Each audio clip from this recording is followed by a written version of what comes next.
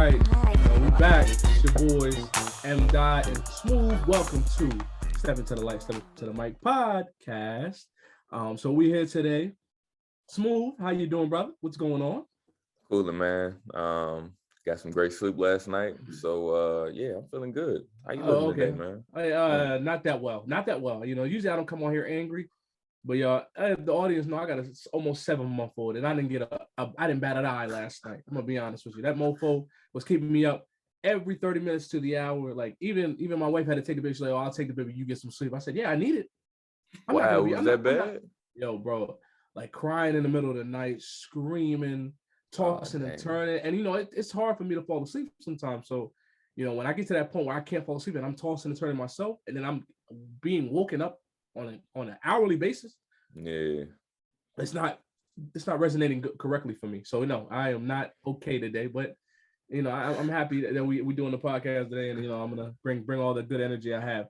But without further ado, we do have a special guest, Mr. Christopher Giles, a registered nurse, currently works for one of the top hospitals in Delaware. Mr. Christopher Giles, how you doing, brother? I'm doing good, man. How you doing, Kato? We good, man. We good. We love. It's all love, man.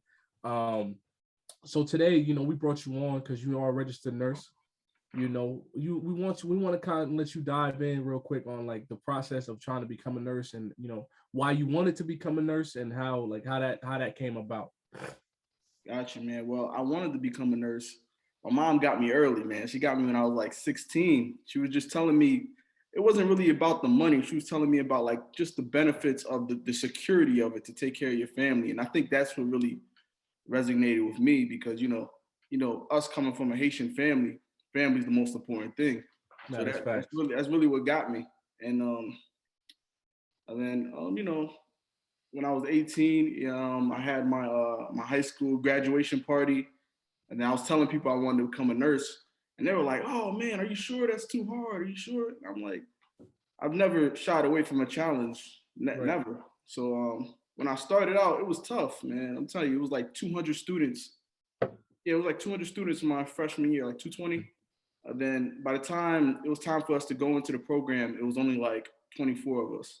What? Oh wow! Yeah. Wow, that's like what, 10%? That's like almost a little bit above 10%. Yeah. Wow. Crazy.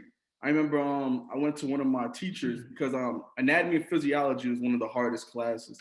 So I went to like the year after I got into the program, I went to one of my teachers just to see how she was doing. And she was like, "Chris, let me show you something." She showed me a slip of all the drop slips for the class. It was like this big, like a huge stack. I was just like, "Damn, it's crazy." But hey man, I'd say nursing school is very tough on you mentally because you could have an exam Monday and Tuesday. You could fail an exam on Monday, and you wouldn't even have a chance to even take that in because you have to prepare for the next exam. Oh damn! Then it's a huge mental challenge because it could be like you're not doing well in the class, right? And instead of a teacher like supporting you and like holding you, you know what I mean? You're saying like it's okay, just fix work on the things you need to work on. They'd be like, "Are you sure you want to be here? Are you sure you want to be a nurse?" Yo, really, this is how it is. People don't tell you this, but I mean, it's really how it is sometimes. Wow. Yeah, man. So go ahead. Continue. I mean, I endured, man. I persevered, and hey, man, I'm here now. So that's what's up. And then I want to piggyback on those things you say, right? Because for audience to know, that's my little cousin Christopher. You know what I mean? I'm his older cousin, and we're related twice over. So his mom is my mom's sister, and his dad is my dad's younger cousin. So we're related twice over. So if you see the resemblance, it's because we're related 2 times over. But just this thing, piggyback off of family, I think family is very important, and I think that's one thing that we've always been so close growing up. And I think your mom hitting you on the head like, "Yo, family's important. Come on, like get into a profession that you're gonna be able to make a lot of money and support the people around you." And I think that's very important. And you kind of keyed into that, and I love that and I respect that. But to talk about like how you endured during nursing school, what school did you attend? What was the schooling that you went to? I went to Delaware State University, HBCU in Dover, Delaware. SU. I thought you knew what. Wow. Yeah. Shout out to the DSU cats, man. But speak about your experience at HBCU, man, because I think a lot of people, they get to the point where they're deciding on college, and they don't know if HBCU is for them or not for them. Especially speaking from being a black person or person of color. What was your experience at DSU? Man, it was in my mind, I thought it was a great experience. Being in a space where you see people that look like you all the time. I mean, I've had something similar to that when I went to Penn, a predominantly black school. But some people, especially people like in private schools where they're not used to being around black people at all, just seeing people that look like themselves is probably a very comforting thing. I know myself, being a pre-nursing major at the time, I probably had my first year of fun, and then after that, it was just like I was more serious. I wasn't really going out. I was locking in on what I needed to do. Mm. Yeah, man. So, and I'd say this, for people that are going to college just to party and stuff, you don't really want to waste your mom and dad's money. You know what I mean? You got to be disciplined. You gotta do what you have to do when you need to do it, and it's simple as that, man. That's a wrap, yo. And it's funny, right? It's so weird, yo, because I was talking about it before the podcast started, right? It's just weird seeing Chris where he's at now from where he was at back when he was a youngin'. Like, I just remember seeing him as a kid, bro. And now my man's is a whole nurse. Like, bro, for one, I'm really proud of you, man. Thanks, and man. Congratulations again.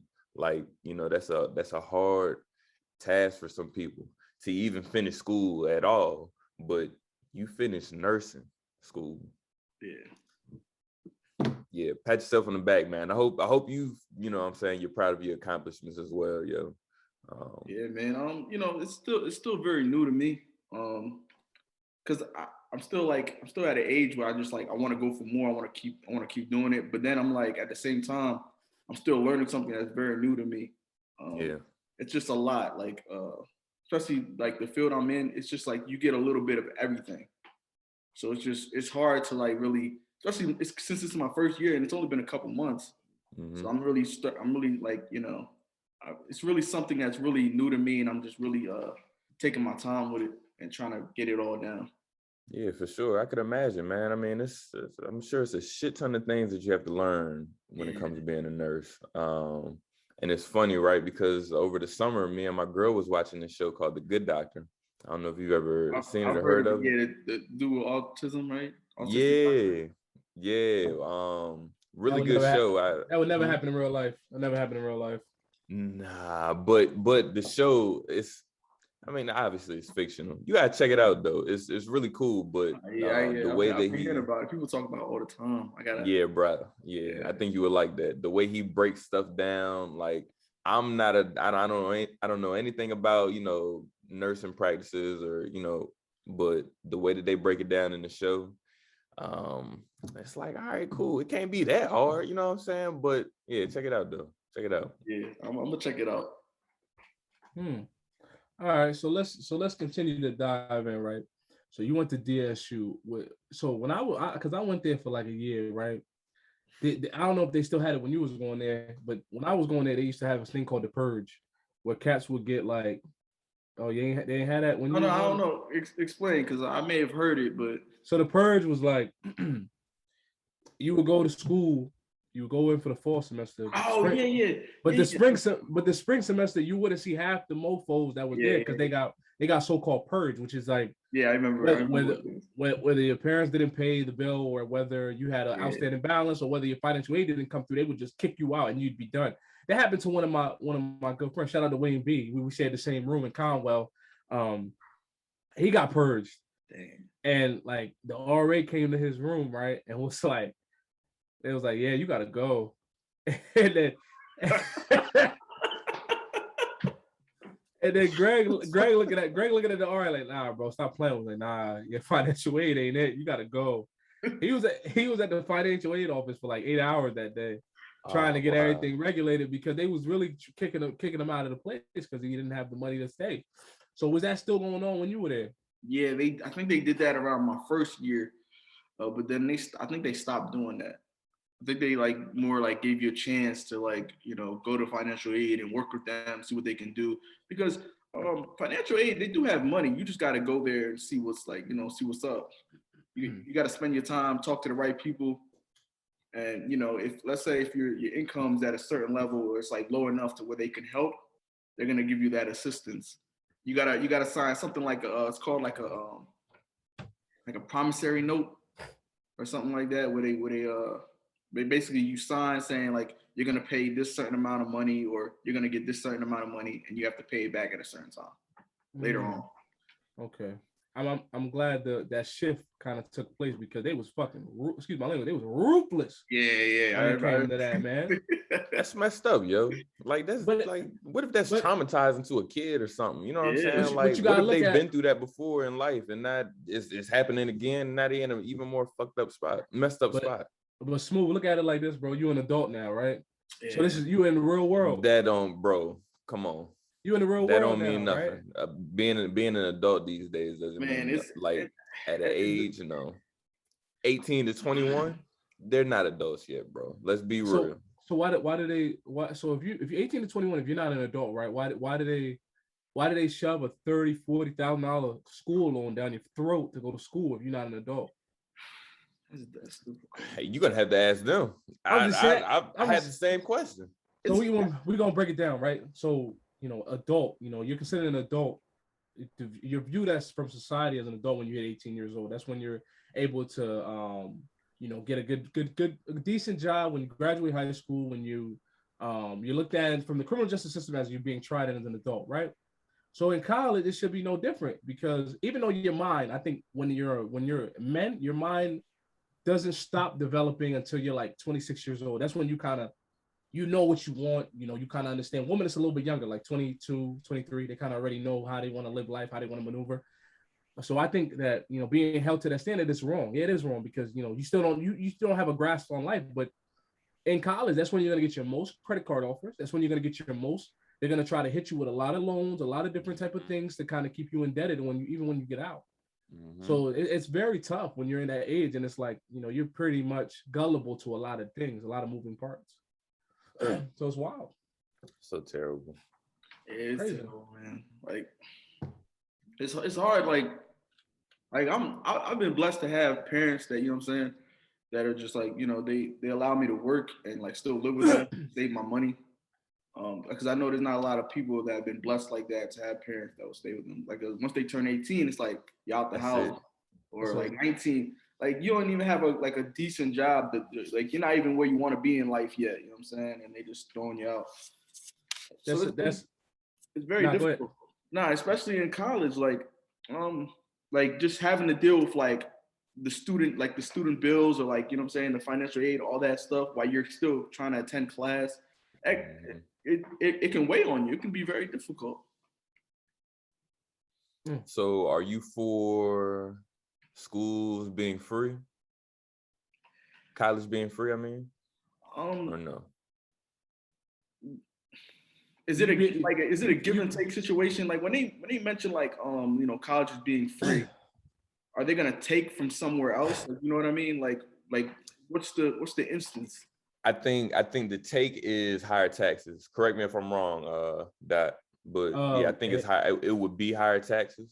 It depends, especially for the middleman. It depends on who's doing it. So I know Biden's thing was higher taxes. I know Bernie Sanders' thing was like taxing Wall Street more.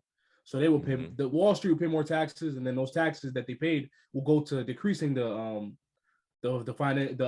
student loan debt. So that money will go there. But it all depends on how they would utilize it. I mean, you gotta look at it. If middle class, we're middle class. If we're paying high taxes, the super rich, they're already paying 50%, 60% taxes, but they know how to play the tax game where their state tax, they're not paying a lot in state tax. They'll probably pay like the same amount as a teacher because they have loopholes and things like that they can utilize. The common man is not gonna know those type of games to play. You know what I mean? But yeah, let's say so. Going to Smooth's point, it's a give and take, Chris.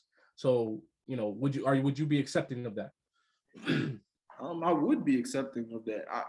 To me, like the idea of like you having to be in debt or you having to pay for an education. Some places where in other countries they offer it for free. You know what I mean? So listen, I'm all for people getting a free education. Yeah, I agree, man. I think it's a whole ripoff. If the world is supposed to be being progressive, then why isn't education a forefront of that? And you know what I'm saying? That should be something free. You know what I'm saying? You're moving the world forward. But you know, that's another topic for another day. So Dale State, man. So what's next for you, yo? Like you just started in your nursing career. What's next for you? What's next? I want to gain some clinical experience. So I'll probably just be working for like another year, maybe a year and a half, until I feel comfortable enough to where I'm like, okay, I can go back to school. I could probably switch to part time or whatever the case is, go back to school and just like get my master's. Nice. Master's in nursing? Yeah. Okay. All right. So okay, I like that. I like that a lot. I think education is definitely something that you want to always continue furthering because your mind, you always want to keep that thing percolating and continue to grow it. Yeah, for sure. So let's go into this, right? You talked about hobbies, right? Yes. And I know this. The audience doesn't know this, but you're pretty much hip to the game when it comes to buying and trading and selling.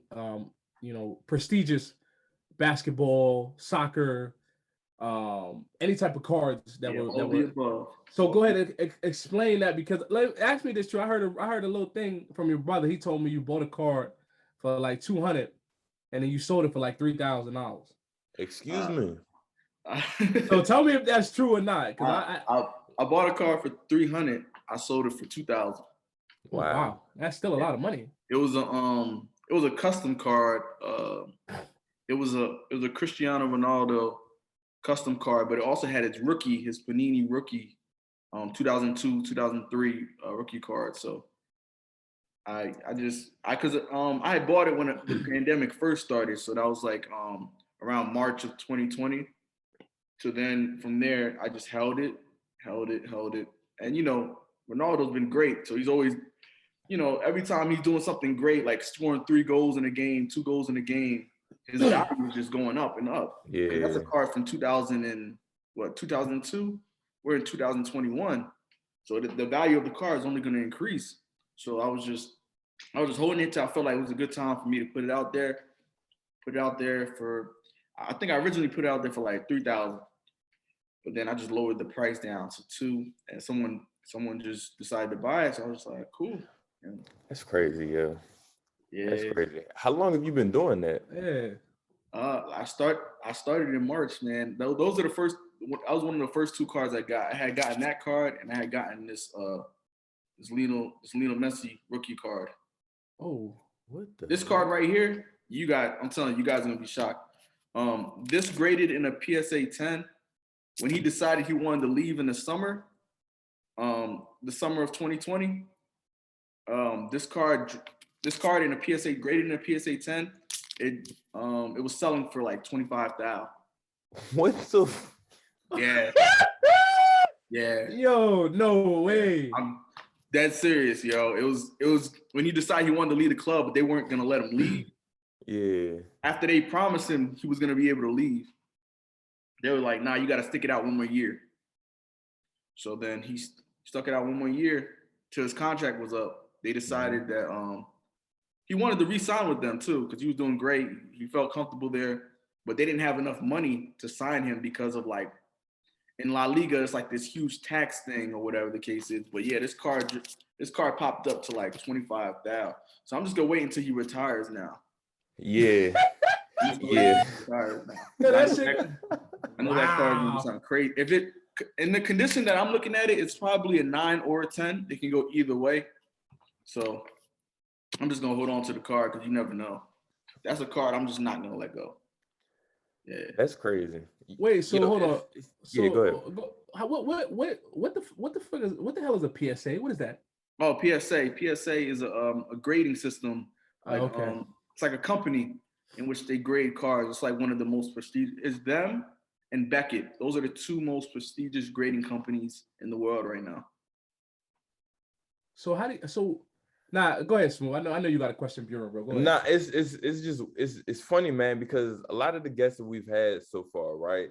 it seems like as tragic as COVID was, people tapped into what they like a hobby that was actually lucrative for them during COVID. Like I guess people had all the time to themselves to, I don't know, figure out stuff. Was it kind of similar for you, Chris? Like, did you just have mad time on your hand? Yeah, because we had switched to online learning, so it was just like I would have a lot of time just to like just look into stuff that I was interested in. At first it wasn't even like about money at all. I was just doing this stuff because I remember I used to love it as a kid, but now I'm learning how to do it the right way, how to take care of my cards. As a kid, you just trading cards. Doesn't matter if they're folded, they're messed up. You just wanted the card. But now I'm just learning to do it the right way, and now I know I can make a lot of money off it. So it's just like, why stop? Wow. If I know I can make something like of a side hustle, you know what I'm saying? Smart man.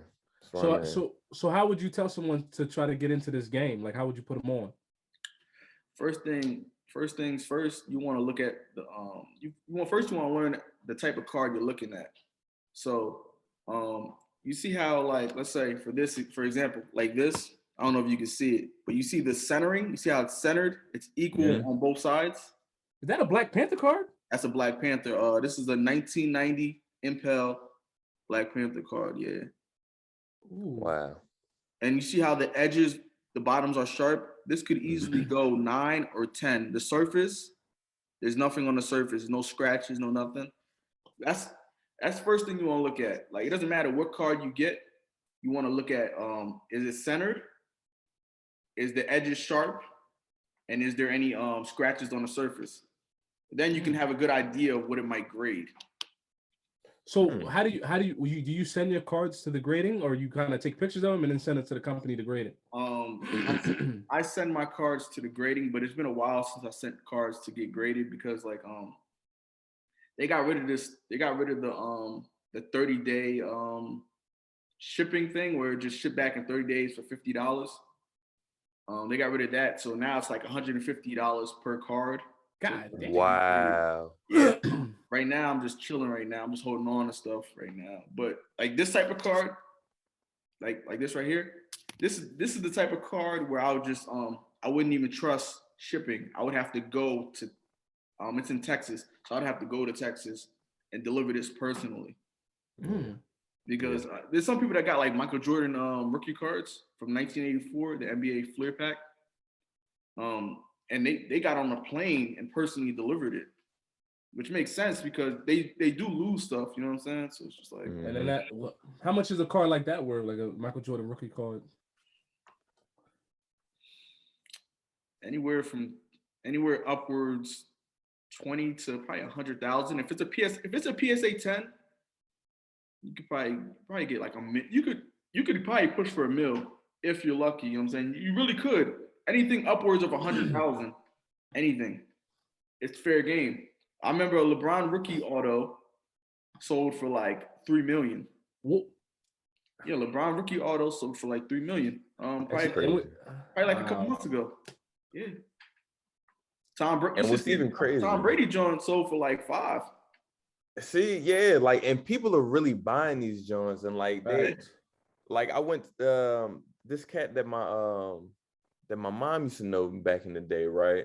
I used to hang out with his son, and his room had nothing but sports memorabilia in there. Like posters and basketball sign, football sign, maybe like some hockey stuff or whatever, but it was all over the room. Guarantee you that stuff in there, it was at least almost $1 million worth, maybe more. But he had some heat in there, but he's spending his money on it. It's crazy. So it's an investment. It's like you're investing and you're just holding on to your investment personally. You know so let me ask you this, Chris. Did you try to put your family on game? Like, did you tell your dad, your mom, like, yo, give me the money? Like, we can make like 10, 15 grand on this card. At first, man, they were just like, what are you doing? You're wasting your money on cards. You're a grown man. What are you doing? But I'm like, you guys don't understand. Like, I'm really about to make all this money. And then when you guys see it, then you guys are gonna be like, oh yeah. But so when I showed them the $2,000 I made, now they're like supportive of it now. You know what I'm saying? So, Right. But that's understandable. Like when you don't see something, of course it's hard to be like, oh, it's hard to be supportive when you don't see it. You don't see the vision. You know what I mean? So, but now they see it, so they're. Wow. But I don't think you're investing in it. But you know what I'm saying? Nah, I'll invest. You know what I mean? If you're talking about a car can make $25,000, I'll send you $200-300 to go get a car. I ain't. What you saying? Listen. Sign me up, goddamn. Nah, but yo, let me tell a quick story. I'm gonna ask Chris if I can tell this story from my childhood. Right? Can I tell it, Chris? What story is that? Yo, Matt be trying to get niggas in trouble, bro. Yeah. Nah, it's not an embarrassing story. It's a story my mom told me, right? I don't really remember it, but it was like, I think it's when we first moved to Delaware or whatever, right? And I think it was me, you, Greg, we was at Rosemary's house or something like that. And the ice cream truck came, and then we were like, yo, can we get ice cream? Can we get ice cream? Let's get ice cream. And then like they didn't have money for ice cream. And then you was like, I can't wait until I get older. I'm never gonna be poor. I'm never gonna have to beg for money. I'm always gonna have money on me. I can't wait till I get older, right? I hear this story all the time, yo. I hear this story all the time. So now that was about probably like 15, 18 years ago. Present day now, you're sitting on investments that's worth 25, a couple grand, you know what I mean? Cumulatively, probably like 100 grand worth of investments. And now you're at that point where you're like, all right, I'm at that point where now, like, ice cream or whatever, I have the money for it now. Like, I'm working a job that pays me. Like, has that always been your drive to just kind of always be that guy that's like, I'm always gonna have money regardless of what I'm doing, where I'm doing it? I'm always, because I always remember, like, you always were really good with saving money. If somebody gave you $1, you weren't gonna spend it. You was gonna put it in your pocket. You was gonna save it for later. Yeah. So has that carried on from how old you are now? Yeah, man. That's yeah, man. I remember that story quite fondly. But yeah, I've always been wanting to save my money. Always been wanting to make sure like I have money for something. I wouldn't say money necessarily now is my drive, but I mean, I'm just happy I'm in a position where what I'm saying, money is not a problem. You know what I mean? So, yeah, I'll say that much, but I wouldn't say money's my drive. But I'm just happy I'm in a position where I'm doing well and I don't have to worry about money. That's a great answer, man. A lot of people can't say that at your age, so good on you. Yeah, facts. So all right, we're gonna jump into to Black history, because if people don't know, they follow. Shout out your Instagram real quick. What's your Instagram? It's at the real CG __. All right, so bet. So I want you, because we usually ask people like their top 3. Who's your top 3 influential Black leaders, past, present, and even past and present? Who's your top 3 influential Black leaders? Influential Black leaders. First, for me, that really got me hip to the whole Black history, American history concept. I'll say for me, it's Malcolm X. It started with Malcolm X. My freshman year, I was doing this project on. I was writing this. I was writing like 7 pages on Malcolm X. So first, I was just looking up, videos, trying to find anything about Malcolm X. And my friend, he was a Muslim, so he was just he had the whole what do you call it, the Denzel movie Malcolm X, and he was like, yo, you want to watch this right now? Then he started telling me all about Malcolm X, and it really put it in perspective for me. You know what I'm saying? Because how I learned about Malcolm X when I was in elementary school, they vilified Malcolm X for me. They were like, he's a bad guy. He's the opposite of King. Yeah, that's how they used to. Yeah, so they used to try to paint this narrative. And it wasn't until I got to college that I realized the real truth about Malcolm X. Yeah, that's so crazy. He's number 1 for me. Go ahead. Yeah, he's number 1 for me. Then I gotta say Marcus Garvey. Marcus Garvey. Respect. Yes, when it comes to Black nationalism, it's Marcus Garvey. He's the pioneer of it. You know what I'm saying? Then I'd probably probably go Frederick Douglass. Mm. If we're talking about American, it's Frederick Douglass. If we're talking about Haitian, it's Jean-Jacques Dessalines for me. That's your man's, ain't it, Matt? Yeah, nah, he was very like, if you're gonna speak about Jean-Jacques, he was that guy that just was ruthless, cunning, ambitious, and knew that, like, you know, for my people to succeed, I have to do the torment that was put on us to them. I have to strip them out of this land. So this is good though. This is good dialogue, right? Dialogue. So talk about this, right? So let's talk about Black culture now. You know, do you think we're ever gonna get to a place, and we always speak about this, me and Snoop, we're ever gonna get to a place of, all right, now we're where we need to be? Because it's a lot of things we can blame it on. It's a lot of things we can say, but do you think we'll ever reach a plateau of what these great leaders tried to get us to understand? It's crazy to say I don't think so, because for the simple fact is, you got to remember that all that's been done to us and all that they're still doing to us. When you think about the 60s and now, not much has changed. You know what I mean? The only difference now is they've killed our leaders and they create their own for us. Dr. Claude Anderson once said in 2013, he said, Black people own 0.5% of the wealth in America. And that puts you in a perspective for you. We've been there 400 years, 200 years. We've did free labor. You know what I'm saying? Never been paid for it, never been compensated for it. And it puts in perspective how we are not a part of like a group economics, how every other race practices group economics, and we don't have a firm base to build upon. We're the only race, if you think about it. For example, Italians, Jews, and Irish, they were once not considered white. So what were they doing in the 30s and 40s? Mafias, gangs, killing each other. It wasn't until they were classified as white, because the population in America was dwindling, so they needed to classify people as white. So they gave them that status.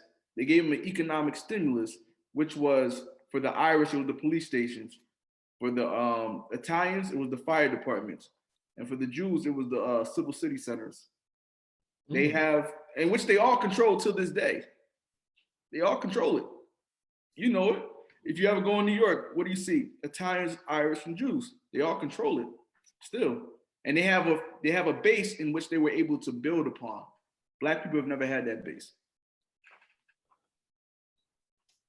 Yo, wow. Hey, bro. Hey, I told you, yo, didn't I? Hey. I tell you this motherfucker was knowledgeable. Hey, I tell you that? He got more knowledge than me. And I, you know, and I consider myself a connoisseur when it comes to Black culture, Black history, not the shit that we're doing now. But yo, so that dives into like a quote I heard Martin Luther King say one day. You know, when they tell a Black man to lift himself by his own bootstraps. By his own bootstraps, he doesn't even own a pair of boots. See, when Martin Luther King was talking about that, now he got out of civil rights. He was talking about economic empowerment. That's what got him killed. Yeah. When he made the shift in 67, 68, he started talking about economic empowerment. He was gonna start like a poor man's campaign, which was gonna shake the white power structure. They couldn't allow him to live for that, because he was going to take like all the poor people to like DC or something, and he was gonna have them live there in the capital until they had like a house or a job or whatever the case is. Yeah, that's why they realized they had to kill him. And then not only that, there was this thing. It was called I posted it on my IG story. It's called the 1968 Kerner Commission. Right? It had dropped in February. It had dropped late February. King only had a month to live after that. Of 1968, because he died in April. He died in April. The Kerner Commission was based upon the riots of '67, which is known as the Long Hot Summer. There was more than 100 riots all throughout the nation, in the summer of '67. And the Kerner Commission, which was made by President Lyndon B. Johnson, it was he was trying to figure out why are these riots happening. You know what I mean? How can we prepare for these riots? And the conclusion of the Kerner Commission, in which he created, by the way, they basically said that, in fewer words, they were like white supremacy is the reason for the riots. White supremacy is the reason for the ghettos. And not only do they condone it, but they maintain it. Wow. Yes, he got so angry he fired some of those people on the Kerner Commission. And you can still get this book. It's called it's like 1968 Civil Disorders Kerner Commission Report. And that right there would have been all Dr. King needed to kill the white power structure. So they had to kill him. Wow. Yeah. That's very interesting, yo. Yeah. That is very interesting. You know the craziest story I heard about Dr. King? They were like, he didn't, because they never teach you this in school, and obviously I understand why they wouldn't. They were like, he survived the bullet. Like, I was like, yeah, I heard something like that. Yeah, he survived the bullet. Yeah. But they killed him in the hospital. Somebody came in and smothered him with a pillow. And the reason why we know this is because his lawyer, his name's like Dr. William Pepper. He wrote in a book that there was a nurse that literally sat there and witnessed them do this to Dr. King. And there was a doctor that came in while they were about to prepare to do surgery on him. He said, "What are you doing? Let that N-word die. Let him die." Yeah. And then a couple of guys came in and smothered him with a pillow. And that nurse was there to witness it. I've never heard this before. Wow. Yeah, that's a crazy one, yeah. So we dropping gems, man. Listen, and it doesn't even surprise me either.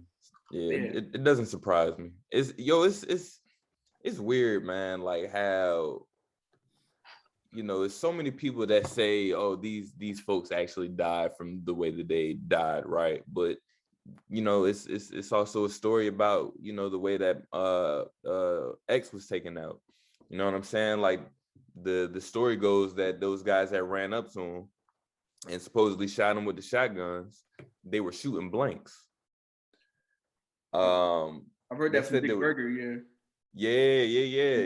They said they was really supposed to have been shooting from the balcony that was upstairs. From like the balcony, because they said the trajectory of the bullets was from like a downward angle. Yeah, crazy, man. It's crazy. What y'all talking about? Malcolm X assassination. Oh, yeah. Wait, so he didn't get killed by the people from the nation? Some people say that. But then some people say that it was the FBI that they gave him blanks and then they shot from like a upward angle of like the balcony of the venue. They were in the venue. The Audubon room. The Audubon, yeah. Oh snap! Check it out. Check it out one day on YouTube. Wow. Yeah, very very interesting, bro. But can you believe it? Hell yeah. Yeah, I can believe it because the FBI was never too kind to Malcolm X anyway. They followed him everywhere he went. Oh yeah. He was about to do something, man. He was about to do some crazy stuff. Human rights. Yep, human rights. He got away from civil rights. He says before there's civil rights, there has to be human rights. Right. They have treated us inhumanely for the past 300 years since we've been here. So he was gaining like heads of state from the UN. He was going to Africa, traveling, meeting different people. Telling them about the problem in America that's not too similar from your problem. He was, like I said, he was getting more into Pan-Africanism and Black nationalism. So he was basically about to charge the U.S. with crimes against humanity, and he was taking it outside the jurisdiction of the U.S. and taking it to the United Nations. Dangerous. He was dangerous. Like I said, they had to kill him. All right, so let's shift gears real quick, right? So we got your top three, Malcolm X, Marcus Garvey, Frederick Douglass, which people don't know. Frederick Douglass was a great abolitionist. He was the first ambassador to Haiti. If people don't know that. Yeah. So he's very, very close in our hearts. So let's speak. Let's switch it gears to Haitian history, right? You know, because I think we're both avid followers in regards to Haitian politics and what's going on right now, right? Can you speak about what's happening now in Haiti, and then we'll go back into the past of what Haiti was. Well, what's going on in Haiti is what's always been going on. Corruption. That's what creates these problems. Gangs. The reason why gangs exist in Haiti are the same reason why gangs exist in America.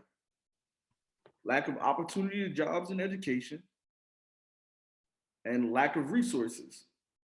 When you don't have any of those things, let's say, for example, let's say if someone is starving, right, and they're asking you for something to eat, and you say no, and they come back again, you say no.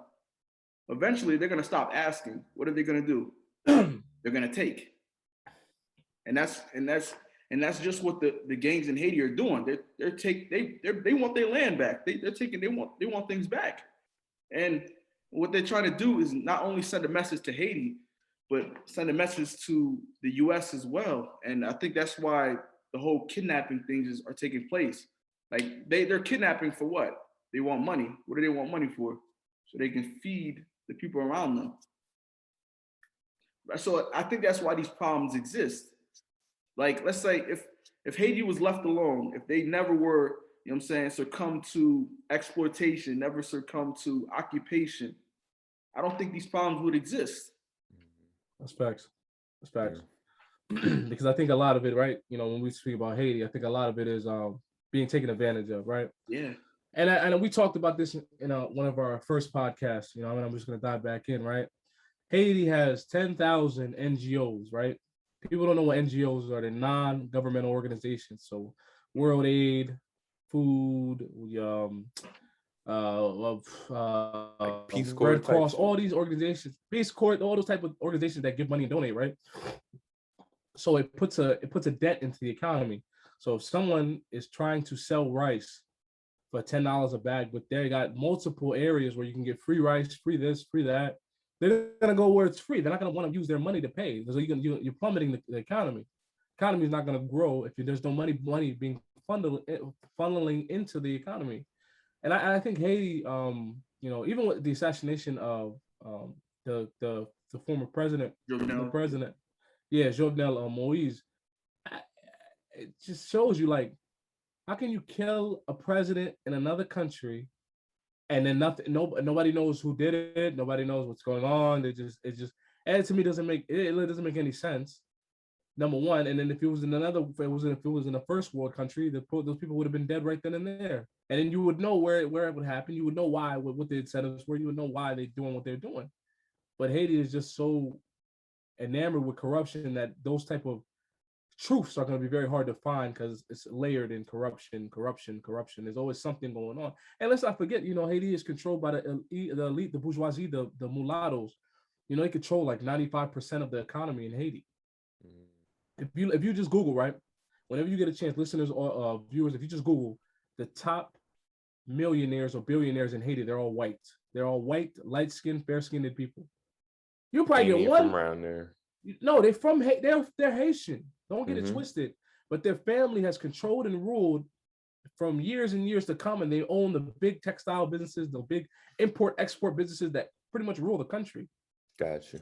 Yeah. So it's a lot of things that Haiti has to go through to kind of come to where it is. Like I talk to my brother in Haiti all the time. He said, "Yo, pays à mauvais." So the country is bad right now. It's very bad. It's not good. It's just not healthy. It's not great. Like he tells me all the time. Like if I was able to leave today, I would leave because there's just nothing happening here. That's sad. You've been living in a country your whole life, and that's the best opinion you can give it. It's just you want to leave. I guess that's crazy. Wow, man. What's going to save Haiti? Who's going to save it? What's going to save it? Go ahead, Chris. You probably can elaborate. I think the solution, it sounds simple, but it's very difficult to happen. One, you have to like foreign intervention that has to end. If it doesn't end, then the country's still going to be in the same position, if not worse. So that intervention from, U.S., France, even the UN, because they're not peacekeepers. You know what I mean? Like they say they are. That's a whole different story. I'm not going to get into that right there. But Nah, you can get into it. You can get into it. the UN, they came here as peacekeepers, but they started a whole sex ring, and they left like illegitimate babies in Haiti, and prostitution. They did all that nasty stuff. So Sounds like some colonist shit right there. yeah, man. And then they leave the kids with nothing. So the kids are poor. They don't have nothing. It's just a bad situation altogether. But what's gonna say? You gotta get all these milots, like the people that control the bourgeois, the puppets. You gotta get them all out of there. If you don't, the country's still gonna be where it's always been. You're not gonna be able to move forward until you cut off the snake that's been shooting you with the venom. That's real shit. Yeah, that's real shit. I agree. I think the foreign intervention, the NGOs, everything got to go. You got to reestablish Haiti's economy without any help. You got to allow like, that's like when you take the training wheels off a kid's bike. You got to allow that bike to roll, man. If it falls, but they're going to get back up. You cannot continue to put a Band-Aid on a goddamn 10-inch gash. It's just not going to heal. Mm-hmm. I think the most frustrating part about Haiti, similar to other African countries, these countries are not poor, like how people say they're poor. These countries are rich in natural resources. Like, these countries should never be poor at all. The idea of them being poor is ridiculous, because there's a lot of countries in the world that won't be able to run without what's in Haiti, what's in Africa, etc. You know what I'm saying? Mm-hmm. For example, in the northern parts of Haiti, there's like this this resource. It's called iridium. Mm-hmm. 1 ton, because iridium is used for like the stuff they use in rockets and like fuel or whatever the case is. It's like something used for the rockets. 1 ton of iridium, because it's in the mountains. 1 ton of iridium is worth like $44 billion. You know what I'm saying? Like, because I think like 1,000 years ago, it was like an asteroid that collided with a mountain in Haiti, or the mountainous areas in Haiti. Mm-hmm. You know what I'm saying? So, and the U.S., the French, they know this stuff. You know what I'm saying? And they suck the calf dry. You know what I mean? So, ain't that always been the name of the game though? Like all these, really the European countries started with this divide and conquer type shit. Like, let's go over here. Let's let's rob these people of their land and their resources. Hey, we might as well make a few babies while we're here and then be out. And you know what's crazy, right? I'm gonna just say it. I'm gonna say it, right? Mm-hmm. Haiti is an island, right? It's an island that is together with another place called Dominican Republic, right? Once known as Hispaniola, right? That country would be something of formidable force if they would just bond together and say, we're gonna stick up for these people. But that would never happen, because Haiti and DR? Dominican Republic is it tries so hard to appease to their white former slave owners, the Spaniards. I agree 100%. We would be so much stronger together. Oh my God! Like it wouldn't even be hard to do, but it's just because they want to be the best in tourism. They want to be the best in this. They want to be the best in that. They never want to. They don't even want to associate themselves with being next to Haiti. Like let's call a spade a spade. Yeah, man. They don't listen. There's people that look like me and Matt, you know what I'm saying, that are of Haitian descent, you know what I'm saying? But they choose not to identify with being Haitian, being African, being black. They say like, me no black, you know what I'm saying? Like, really. Yeah. We went to then what the hell are you then? We went to Dominican Republic. And we seen that. Like, we went on little tours and things. Like, we seen cats that look just like me and him, and they like, I'm like, yo, you black, right? No, me no black, me no negro. I'm like, what? Yeah, it's ridiculous, man. It's just like, a lot of them have, a lot, whether they want to admit it or not, a lot of them have Haitian descent. Yeah, they come from Haitians too. Yeah, a lot of people like a lot of people that flee Haiti or something to go to the DR, they stay there, they start families, and whatever the case is, and I don't understand it. Like, So I got I a just don't question. understand it. What's the I question, got a bro? question for both of y'all. Do y'all think that the ones that did flee from Haiti back then, right, that fled from Haiti to the DR and chose not to identify themselves as Haitian because they would possibly get discriminated against from the people that's actually from DR, and that's just like something that they have to keep up, and it's been in their family for years, and it's just now they just don't even identify themselves as that. I agree, because a Haitian person can go to Haiti, or can go to Dominican Republic, and if they speak Spanish, you're not gonna know he's Dominican. I mean, you're not gonna know he's Haitian because they look exactly the same. So I think a lot of it is, I think if you associate yourself with that being Haitian or whatever, yeah, you're gonna be ostracized, you're gonna be stigmatized. All those things are gonna come your way because you're associating yourself with a negative aspect of the island. But it goes back to, like, when people, when they were coming to Americas, or like even people born of lighter skin, they would white pass. So they would pass as a white person because it afforded them the benefits, the guarantees, the non-humiliation. Yeah, there's a movie on Netflix called Passing. The passing. Passing, yeah. Similar to Haitians coming to the Dominican Republic, learning the language, having children with the Dominican woman or whatever the case may be. They deny their Haitian ancestry because they know that if I say I'm Dominican, that's going to afford me a lot more benefit than if I say I'm Haitian. So same thing, same concept. That's wild, man. I don't know what it is about the islands, right? Like, even over in Jamaica, they have this thing. It was a thing that was going on. I don't know if it's still relevant or not, but they would sell these bars of soap to actual Jamaicans, and they would use it, and it would bleach their skin and have them appearing light skin, just because of the fact that they were actually from the island and they're getting, discriminated against when they're from their own land.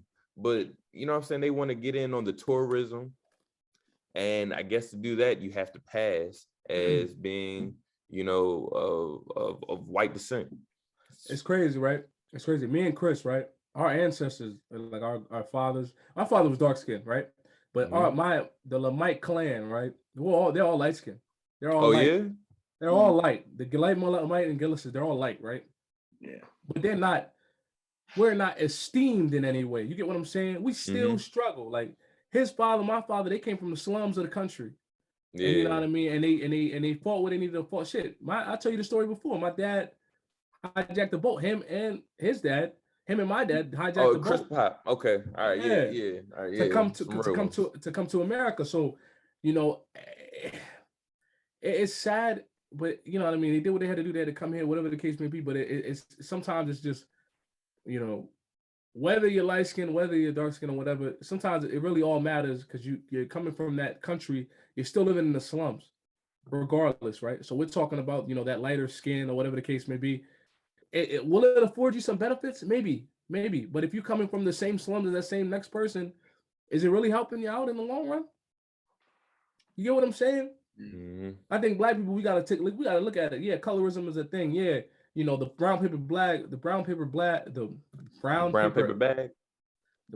bag, measuring is still a thing. But we gotta understand that if we both coming from the same environment, same type of area, some opportunities are going to be afforded to those individuals. But how advantaged are they going to be in life? That's what it comes down to. Like me and Chris is lighter than me. Is Chris going to have a more advantaged life than me because he's a shade lighter than me?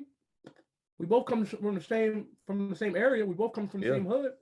Yeah, for sure. That's how I look at it.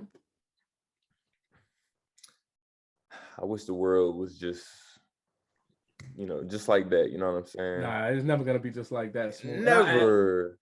And I love your optimism, bro, but it's too many things, too many divisions. That's why I always say, like, Black folks ain't never gonna get together because there's too many things dividing us, whether that person part of the LGBT community, whether that person is a different race, whether that person is a different religion, whether that person's a different political class, whether that person Democrat or Republican, conservative or liberal. There's too many divisions. And I think that's always been the design, right? From the dominant society to say, hey, we're going to create so many divisions that even if y'all come together, there's always going to be something that you're going to disagree on. And that is literally how it is now, because I say Black society, I think, nowadays we're getting into the monolithic, everybody has to think the same. Everybody has to accept everything, right? Which is horrible thinking, because Terrible you thinking. get canceled. You get canceled. You get ostracized if you think a different way, and that shouldn't even be a case, man. Because how do new ideas formulate, right? When people have different arguments, dissenting arguments, and they kind of come to a compromise, and then boom, a new idea formulates. If we all accept and we all say yes to this, yes to that, how the fuck are we gonna progress if everybody's agreeing to something that they don't even freaking believe in? Exactly. It's crazy. Social media shit, boy, this shit's dangerous, man. It's clearly controlling the way people think. Matter of fact, media's always been like that, yeah, for sure. Yeah. Malcolm X once said, he said, the media will have you hating the oppressed and loving the oppressor. And that's the truth. The media paints this image, and like especially of Black people, the negative stuff that's been portrayed in the media about Black people, which allows for all this oppression to even take place. Because before you can destroy the man, you must destroy the image, and that's what they've done. Before anything is done, like when you talk about Hitler and the Jews campaign that he did, he first destroyed them in the media before he started killing them in real life. Oh shit. Yeah, he did the propagandas to say that we're better off about these Jewish people. Yeah. And then hold on, I just want to piggyback, right? Because when we talked about African countries, Black countries, utilizing their natural resources, right? I'm gonna bring a gentleman's name up, and I want to ask y'all how y'all feel about him. If y'all not too hip to him, I'll explain to you who he was. Muammar Gaddafi.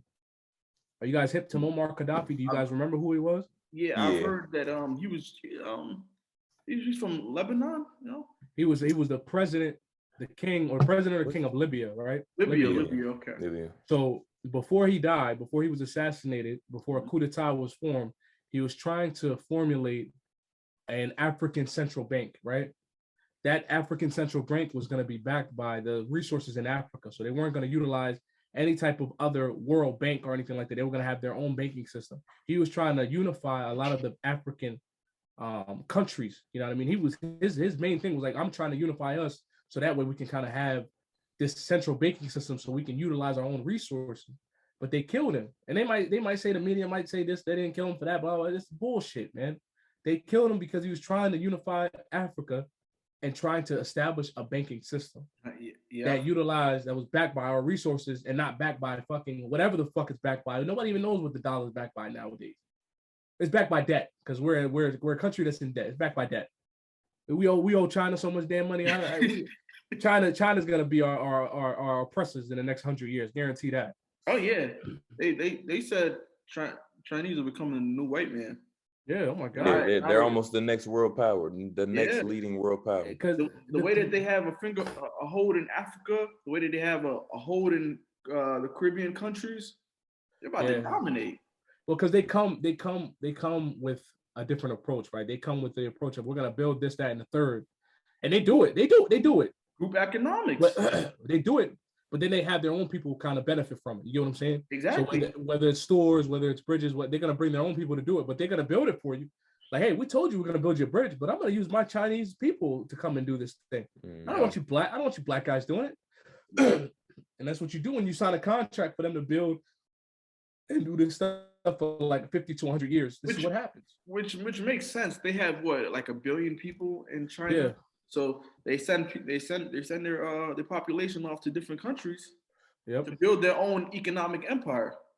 And then the thing is, with Asians, Indians, their credit is usually backed by their home countries. So they're able to transfer their credit over to whatever country they're at, so they can have good credit, in which they build they probably be there for a year. They have a store. In the next 2 or 3 years, they're gonna have like 2 or 3 stores. That's facts. All employed by their own people. Where do we go wrong? It's not even where do we go wrong, because we were screwed from the jump anyways. Yeah. But I feel like in today's times right now, like with the power of social media or the internet, it's ways that people can actually like come the fuck up. I think this is the time where people should really start taking over, and take advantage of what the world is offering now, right? Like everybody on YouTube is making money. People on TikTok, Instagram, you know what I'm saying? These people are making money, and it really be our folks that's the ones making money, bruh. The content creators, all these dope ass trends and you know what I'm saying, like challenges that people be doing is because of us. Like they really should be capitalizing on that right now. Like if folks was, you know, group economics, if that was really a thing, man, what I bet you the tide would change. I think Black folks, right? Because we got something in our culture called kopsum, right? Which is similar to group economics, right? You're in a group of people and you guys both put in the pot $400, and each time that person gets paid out. So if it's 20 people, each time that person gets paid out whatever's in the pot. So 400 times 20. I'm not a mathematician, but that's a lot of money, right? So you would get paid that money this time, right? Like Smooth, you get paid it this time, then next month be Chris, then next month will be me. So it all depends on like that. That's a form of group economics, and I don't think it's hard for Black people to do that, because whether it's an unwillingness or it's just they don't understand it. Because I proposed to do this a long time ago in the group chat, and ain't nobody wanted to do it. And I'm like, yo, this is how you can make it. This is how you can get a short-term short-term loan with no interest. It's based on the trust system, and you're just paying it back until everybody in that group gets paid out. But nobody wanted to do it.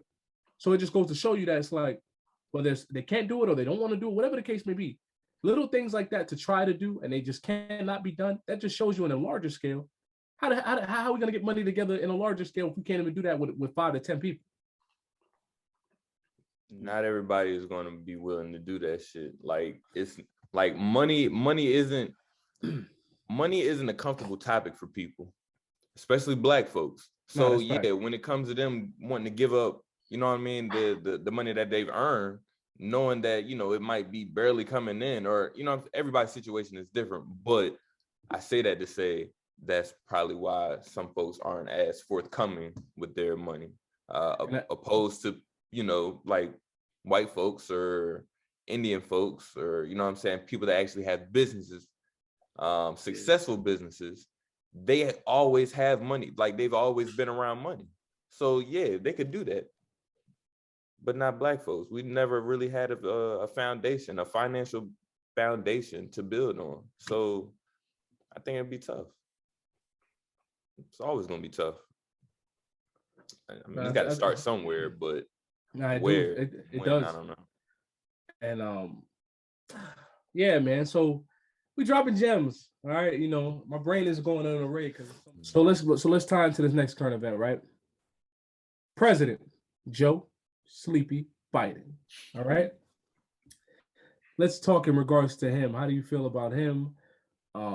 What do you like about him? What do you dislike about Sleepy Joe? And you know, his current fiasco of what he said. You know, he said in a clip honoring the great Negro basketball player, Satchel Paige, calling him the greatest Negro of all time. How do you feel about that? Man, I don't know if he knows what year he's in. I don't think he knows that. Sleepy Joe, he just on something else, man.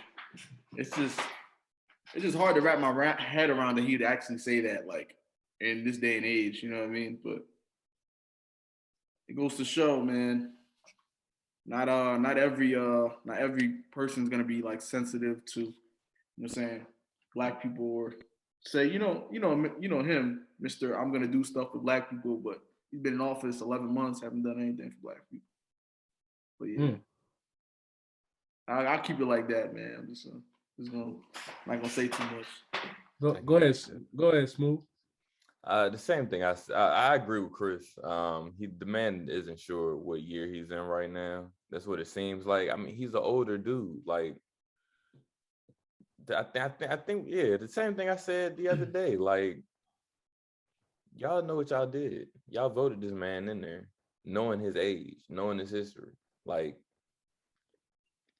Yeah, it is. I honestly don't think he's gonna be mentally capable to continue like to finish out his term. I don't think he's gonna be able to. Yeah, me neither. He might be like Ronald Reagan and just have dementia, and he's not even gonna remember half the things he did while he was in office or he was president. So I think that's what's kind of gonna happen. But Sleepy Joe. So let me pose another question, right? Because I think the audience, everybody knows how I feel about Sleepy, in regards to him and him being president. Like I said, I want all the black people, all the black Democrats, all the black liberals, everybody that voted for him, because he said, if you don't vote for me, you're not black, right? I want y'all to relish in who you voted for, and who you picked to be your president. And if he does something egregious, I want you guys to apologize for voting for this man, because it's on y'all. Because y'all made every other black conservative, every black person, if they didn't vote for this man, they would have scum of the earth. And I hate that about black society, because everybody y'all always, oh, what, bro? Because you can you people should not feel bad on who they vote for. It's their opinion. It's who they vote for, man. Like, you can't shame somebody for who they vote for. That's the problem. I'm gonna be honest with y'all. I didn't vote at all. Me neither. Well, I didn't vote because it was too long of a line. Oh, I didn't vote because like they're pretty much asking me to choose the lesser evil. In my opinion, they're both evil. They've done absolutely nothing for black folks. You're not gonna get my vote if you don't have a plan on how you're gonna address police genocide, access to wealth, mass incarceration, school to prison pipeline, and what do you call it? Food deserts in the hood. You're not gonna get my vote at all. So I'm telling you right now, if they can't answer those questions, they're not gonna get a vote, because we vote too much on personality. Black people vote too much on personality. I don't like you. I don't need to like you. But what can you do for me? That's it. It's a business. Yo, it's crazy, right? Because yeah, go ahead, Matt. Nah, go ahead. Finish your point, and then I'll chime in. Every other race, they ask for concessions, but for black people, we want personality. No, we want concessions as well. And I understood what Ice Cube was trying to do, and black people were killing him for it. He's talking about, forget all this. I'm gonna sit down with you. I'm gonna sit down with you. What can you do for black people? What can you do for black people? Simple as that. I don't need to like you to do business with you. And I think, right. So let's tie into this, right. He does have a vice president, Kamala Harris. So how would how would you feel? Chris already shaking his head. How would you feel? God forbid, Sleepy Joe, was unable to continue his term, and then she took over. How would y'all feel as her being the first female president? I ain't gonna say she black. I ain't gonna say she Indian, because she said she doesn't want to be called those things. So I ain't gonna label her as being the first female president. How would y'all feel about her being that? I'll let Joe go first. Okay, well, she is going to be the first black female president, whether she wants to be considered. She's not black. She's not black. She's going to be black. Okay. Is that not what people are going to label her as? No. So what the hell are they going to label her as, Matt? Indian. Matt, okay, for the black community. Right. Listen to this. The reason why she was selected was because she's black, right? She's black. That's true. She's black, but she's also Indian. She's East Indian or whatever the case is. Yeah, something. The U.S. is trying to gain like a relationship with India, because you got to remember, in Asia, it's Russia, who the U.S. cannot stand. It's China, who the U.S. cannot control. Then there's India, who's becoming the big computer tech of the world. You understand what I'm saying? No. Yeah, they're becoming a tech powerhouse, and that's why they always scamming me. And I was getting a phone call from somebody over there, and I'm like, "How did you even get my number, sir? Please do not yell at me. Do not yell at me, sir." Hey, because Kamala gave your number out. She heard you talking shit, and she gave your number out. We formed this podcast, because we're gonna be honest, and we're gonna let people know that our opinions and everything like that. So what Chris is saying, right? I agree with 100%. I think she was chosen, right, to be that person, because Black people, like, even when she, like, her approval rating now is like below like 30%. It's like 28% right now. So even if we go into the next election, then she's most likely not going to be picked to run for president. They're gonna have to get someone else. Matt, what was she doing to get the Black vote? What did she do? She pulled out the HBCU. HBCU. AKA. I knew Tupac. She was in a sorority. I dated Montel. Yeah, you know, all those things that, like, Black things that would appeal to Black people, because exactly what we care about is emotion, personality. Yeah, exactly. You know what I'm saying? And it's good to Chris's point. Like, she did all that to pander, and I hate to use the word pander, but she did all that to pander the Black vote, and she got it. Yeah. And people voted, and but now it's just her approval rating is so low because it's just like she's just not the person that people intended her to be. Like, you can just tell she allows Hillary Clinton to look more appeasable by the way she acts and her mannerism. Every time you talk to her, she cackles or she laughs, and it's like she's never serious, or she's never there. She's never, like, you never see her anymore in the media. She's never around. You don't know what she's doing. So I think a lot of that is taking an effect. But I think if she was the first female president, me personally, I mean, you know, it is what it is. If it does happen, it happens. I mean, I just don't know if I would be by it. Like, if I had to choose, I'd choose somebody like for a female president. I got two things to say about Kamala Harris, and I'm done. Go ahead, say it, and then I'm gonna let Smooth tie into what he got to say. One,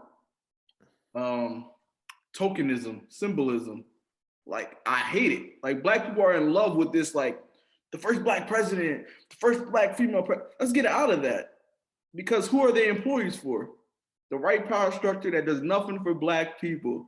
Like, and I'm just sick of, like, this whole symbolism, tokenism. I think we fall in love with that too much. Like, Black Lives Matter. Who gives a hell about a Black Lives Matter street, when we really care about is Black people dying in the street, and why are they dying in the street, and how can we stop people dying in the street? You understand what I'm saying?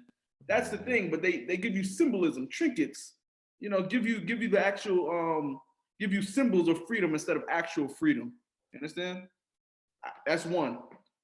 Two, she went on national television, and they asked her two things. They said, "What are you gonna do for Black people?" She was like, "I'm not only gonna do anything for just Black people." Remember that? That's before she got in, which I understood. Okay, I'm like, okay, you can't push. You're gonna do stuff for Black people too early. You understand? I understand that, because she's not in office. The second time was when she went on national television next to that coon Tim Scott, and she agreed with him. And she said, they asked her, they said, "Do you think America is a racist country?" She said on national television, a Black woman said on national television, "America is not a racist country. America was built on racism. So what are you talking about?" And this is the people we got in office, people. That's why I don't like politics. I don't like that shit. It's just a bunch of crooked ass people, you know what I'm saying, talking shit. That's all they really doing. They talking shit, but who's really doing anything to make anything happen? Exactly. It's been like that and that's just me personally. Like, you know what I'm saying? I agree. I'm sure like, and I agree with like people like Killer Mike, for example, who's very adamant about getting Black people out to vote.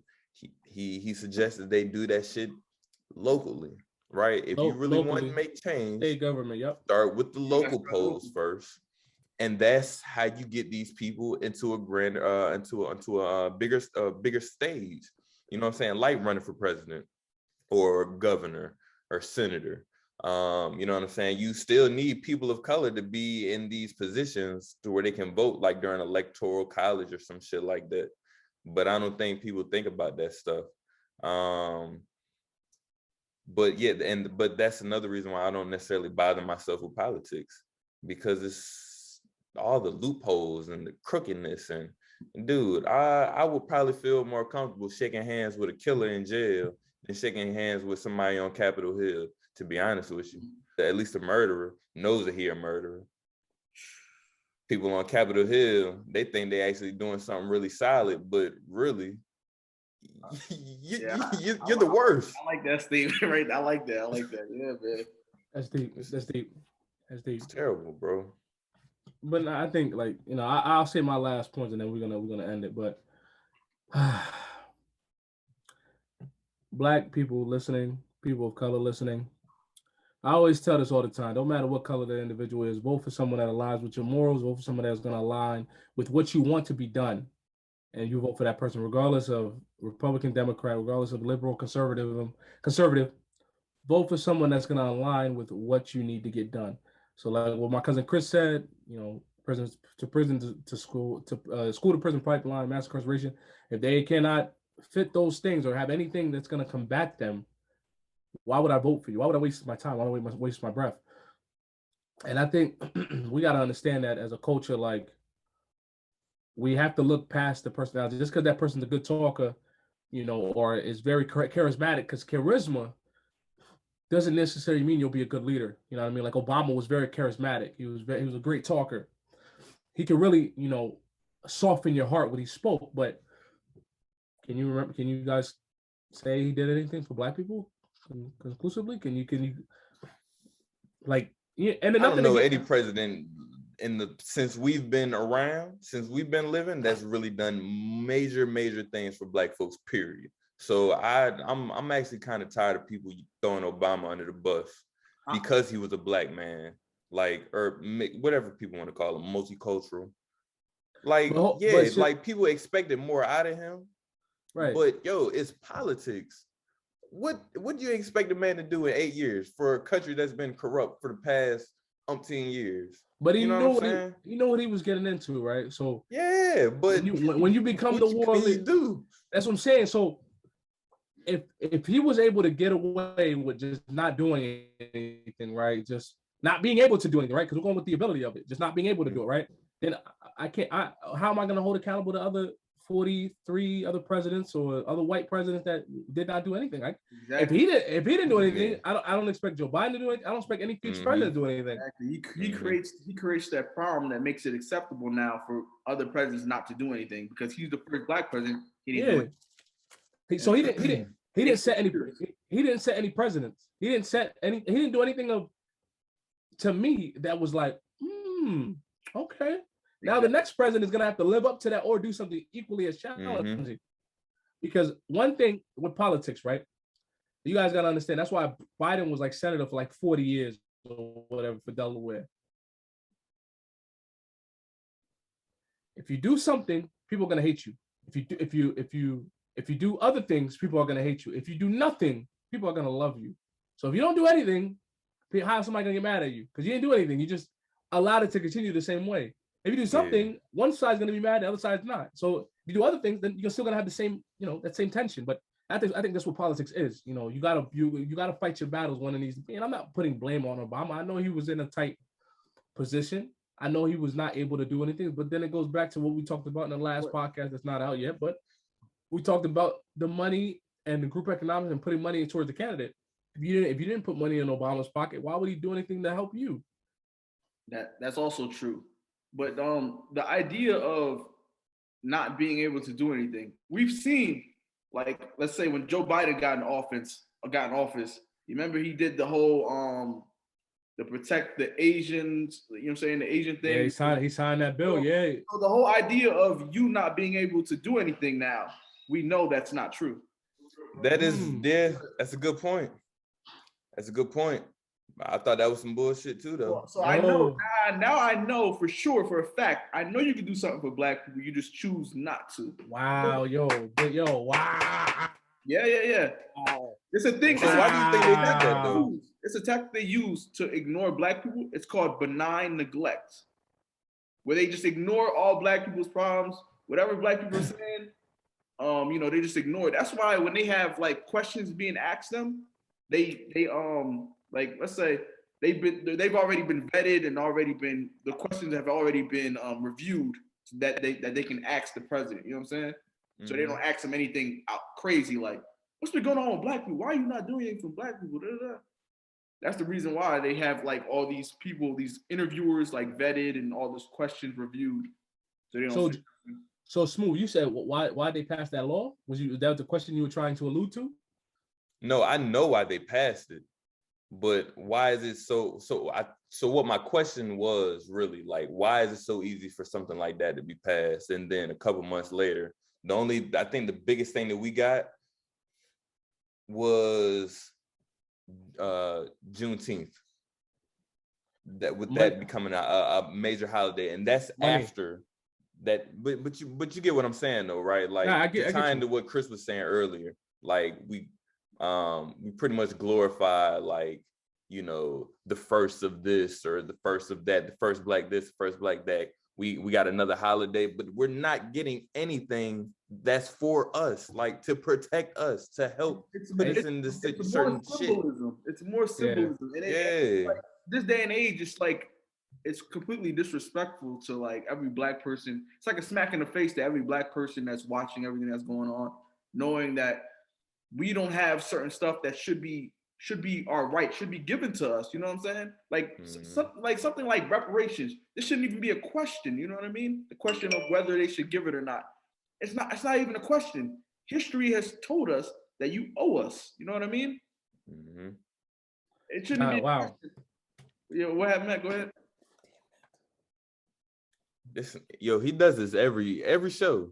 He's either going to pull his headphones out or he's going to knock his mic over. Never fails. I'm back. So I agree with what Chris is talking about, right? And it's just tying the smooth point. Then we're gonna wrap up. Then tying the smooth point, right? And then I'm gonna say one little thing. Then the tying the smooth point, right? I think the Asian hate law got passed because the media did a hell of a freaking job posting Asian hate, even if it was minuscule. Whenever you're minuscule, it was not a lot of it happening. They were gonna repost the same clips over and over again. And the Asians have a great coalition of people that are able to go to Capitol Hill, fight for these laws, and get them passed. And also, there's a monetary thing. Like they probably have lobbyists, because lobbyists are the ones that work with those people on Capitol Hill to get things passed. The lobbyists are the ones that pretty much talk about the law and try to convince the Congress, like, hey, you know, this law will be great. You know what I mean? If because it does this and that and the third, let me take you off a stake, then let me take you to a strip club. That's what lobbyists do. They're like sales marketing people, but their prime is to get that law passed. Whatever they're gonna do, they're gonna get the law passed. I think those things kind of go hand in hand because the Asians are great with money and they have lobbyists working with them to get these laws passed. That's why I got passed so quickly. You know, we could have got a law passed with a lot of the shootings and things like that, like something where you cannot pull someone over or stop a black person, question them or something like that. That's never happened. But I think that'll happen on a state and local level first before it happens on a federal level. Because state and local laws are easy to get passed rather than federal laws. But they can make federal laws happen. It's just go ahead, Chris. I know you got something to say, but then I'm gonna move on. I was talking about with the whole Asian hate thing. Not that I have anything against it, of course not. But that got passed on the first try. There's still black legislation that still hasn't been passed. It's been 50, 90 times. They haven't been passed. Like what's his name? The Emmett Till anti-lynching bill. I remember that took like 90 tries until I don't even think it's been passed yet. Damn, Chris. Yeah, you're right about that, bro. I think that's probably one of the more familiar laws that people know about, heard about, that was trying to get passed. That's a good point, man. Yeah. So it's crazy, and I love the term that you put in, benign neglect, right? Kind of, you know what the problem is, but you kind of ignore it to a point where it's like, all right, well, you know, I'm not gonna be able to do nothing about it. It's been going on for years. What am I gonna do? And I think a lot of the presidents have been utilizing that. And then we can go into a deep rabbit hole in regards to how the decay of the black man has happened. You know, and I think me and Smooth, we're gonna do a podcast on that, and we're gonna dive into a lot of things. Man, but the 70s is what destroyed the image of the black man. 70s. No, absolutely. So we're gonna wrap. I just want to make this quick anecdote, right? Because we talked about President Obama, right? So I'll never forget, because 2008 when he was coming up, right?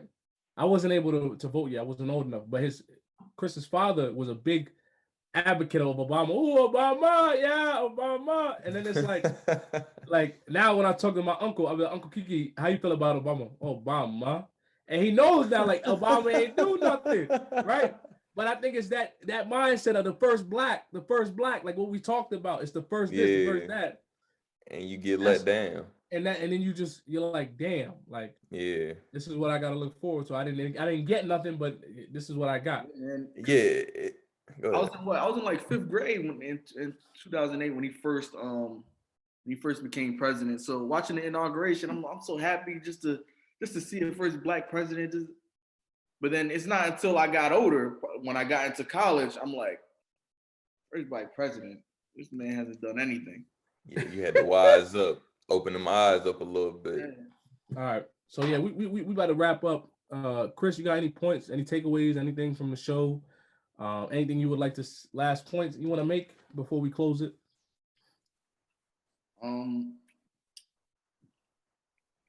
To all my people in college that are having sleepless nights, studying, working hard, just know that it's all gonna be worth it in the end. Just keep on working. And if nobody else believes in you, you got to believe in yourself. And that's all I'll say. All right. Into that, man. It's a great way to close out. Yo, Smooth, anything, bro? Hey, man. I just want to thank you again for being on here, man, and congratulations again for. No doubt. Let me know if y'all want me to come on here again. You know what I'm saying? Of course. Nah, definitely. Bro. But just hold on. Don't close out yet, because we're gonna do the outro and then just stay on. Okay. Go ahead, Smooth. All right. Well, yeah, man. This has been another wonderful episode of Step Into the Light, Step Into the Mic podcast with your boy Smooth the Black Kennedy and my man's M Mother Loving Dot. All right, featuring Chris Giles. Thank you again, bro, and we'll see y'all next week. Peace and love, y'all.